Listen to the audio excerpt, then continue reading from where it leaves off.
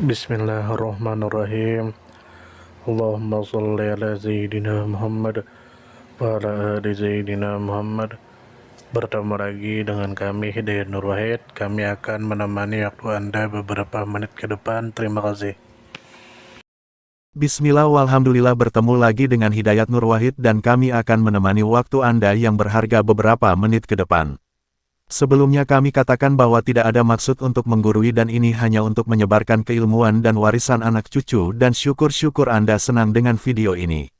Akikah dan kurban hewan pasti tidak asing lagi di telinga kita ya, seperti yang kita ketahui bahwa akikah adalah kegiatan menyembelih hewan ternak sebagai bentuk rasa syukur kepada Allah atas kelahiran anak. Akikah juga ditandai dengan pemotongan atau pencukuran rambut anak. Akikah ini hukumnya adalah sunnah muakkad, yaitu sunnah yang harus diutamakan. Adapun tujuan akikah ini adalah ungkapan rasa syukur kepada Allah atas kelahiran anak. Adapun hewan yang disembeli adalah bisa sapi atau kambing atau domba. Adapun jumlah hewan yang disembeli adalah 2 ekor kambing untuk anak laki-laki dan 1 ekor kambing untuk anak perempuan. Adapun waktu pelaksanaan adalah hari ke-7 atau ke-14 atau ke-21 setelah kelahiran anak atau sebelum dia mati. Adapun pembagian daging dibagikan kepada tetangga, saudara, dan orang-orang yang membutuhkan. Dan juga pemotongan rambut anak dilakukan setelah daging akikah dibagikan. Selanjutnya adalah kurban, dan tentu saja kita tahu bahwa kurban adalah ibadah menyembelih hewan ternak sebagai bentuk pengabdian kepada Allah. Ibadah ini dilakukan pada hari raya Idul Adha dan hari-hari tasyrik. Adapun hewan yang disembeli adalah sapi atau kambing atau domba atau unta. Adapun hukumnya adalah sunnah yang sangat dianjurkan. Adapun tujuan kurban ini adalah mendekatkan diri kepada Allah. Dan manfaat kurban ini adalah membantu sesama, terutama kaum muslim yang membutuhkan protein. Dalam pelaksanaannya, kurban harus mengikuti tata cara yang ditetapkan dalam agama Islam. Selain itu, ada beberapa syarat yang harus dipenuhi, seperti 1. Kambing domba harus berusia 1 tahun dan masuk tahun kedua. 2. Kambing biasa harus berusia 2 tahun dan masuk tahun ketiga.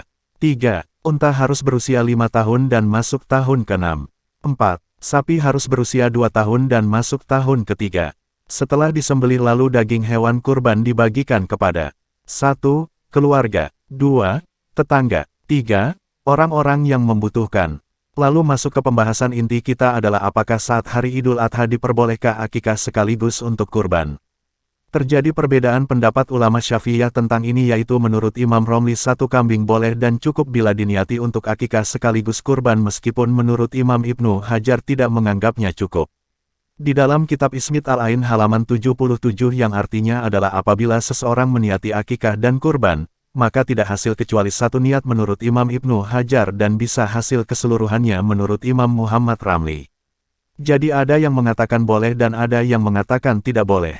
Lalu ada juga di Bughya Al-Mustarsidin halaman 154 dan di dalam kitab Al-Bajuri jilid 2 halaman 304 dan di dalam kitab Al-Qalyubi menjelaskan bahwa 1. Untuk pembagian daging kurban pada dasarnya wajib dibagikan berupa daging mentah karena maksudnya adalah memberi, memiliki atau tamlik. 2. Jika kurban itu nazar, maka wajib semuanya dibagikan pada fakir miskin dan berupa daging mentah. 3. Jika kurbannya hanya sunnah bukan nazar, maka harus ada sebagian yang dikasihkan fakir miskin dan diberikan berupa daging mentah. Untuk sisanya boleh dibagikan kepada orang kaya dan boleh dengan sudah matang. Sedangkan akikah yang afdol diberikan dengan wujud masakan sebab maksud asalnya adalah untuk hidangan. Namun jika diberikan berupa mentah, itu boleh saja. Silahkan buka kitab I'anatul Talibin juz 2 halaman 333.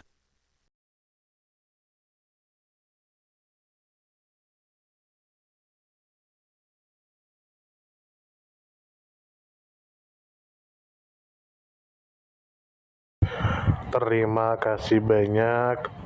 Mohon maaf jika kami ada salah. Dan semoga kita baik-baik saja. Sampai jumpa lagi di lain waktu. Jangan lupa cuci kaki dan membaca doa sebelum tidur.